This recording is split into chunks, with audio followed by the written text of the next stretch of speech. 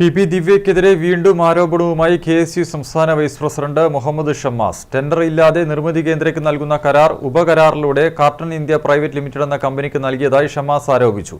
നിർമ്മിതിയുടെ ഉപകരാർ ആർക്കൊക്കെ കിട്ടിയെന്ന് കണ്ടെത്താൻ അന്വേഷണം വേണം. ദിവ്യയുടെ ബിനാമി ഇടപാടിന് കലക്ടർ കൂട്ടുനിന്നതായും ഷമ്മാസ് ആരോപിച്ചു. ദിവ്യക്കെതിരെ അന്വേഷണം ആവശ്യപ്പെട്ട് വിജിലൻസിൽ പരാതി നൽകുമെന്നും ഷമ്മാസ് കണ്ണൂരിൽ പറഞ്ഞു.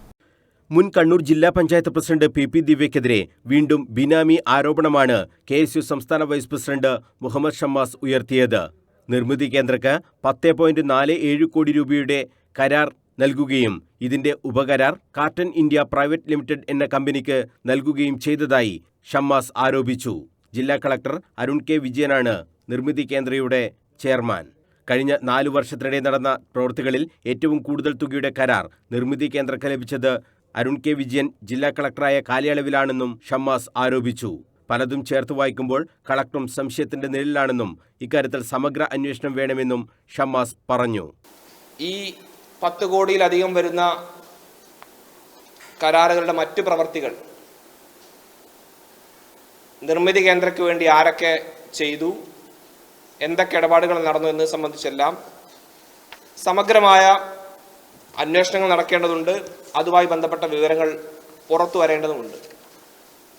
ഇക്കാര്യത്തിൽ ജില്ലാ കളക്ടർ കൂടെ സംശയത്തിന്റെ നിഴലിൽ വരുന്നതിന്റെ കാരണം അദ്ദേഹം കൂടി ഉൾപ്പെടുന്ന അല്ലെങ്കിൽ അദ്ദേഹം ചെയർമാനായി പ്രവർത്തിക്കുന്ന ഒരു സ്ഥാപനമാണ് ഈ കരാർ പ്രവൃത്തികളെല്ലാം ഏറ്റെടുത്തിട്ടുള്ളത് എന്നുള്ളതാണ്. അതിലൊരു വിഷയം കൂടിയുണ്ട്.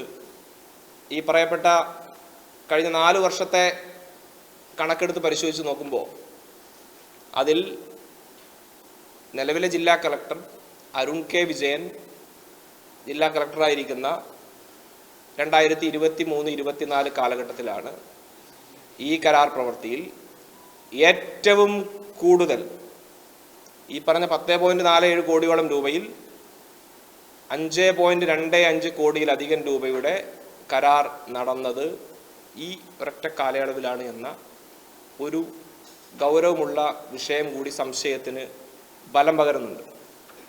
പാലക്കയം തട്ടിലെ സ്വത്ത് ഇടപാടിൽ ബിനാമി കമ്പനി ഉടമയുടെയും ദിവ്യയുടെ ഭർത്താവിന്റെയും പേരിലുള്ള രേഖകൾ തയ്യാറാക്കിയത് ഒരേ സ്ഥലത്തു നിന്നാണെന്നും ഷമ്മാസ് പറഞ്ഞു. ഇത്രയും ഗുരുതരമായ ആരോപണം ഉന്നയിച്ചിട്ടും പി ദിവ്യ എന്തുകൊണ്ട് നിയമ നടപടി സ്വീകരിക്കുന്നില്ലെന്നും ഷമ്മാസ് ചോദിച്ചു.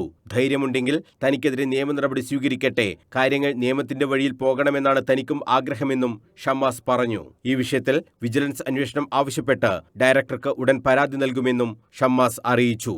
News bureau, Kannur.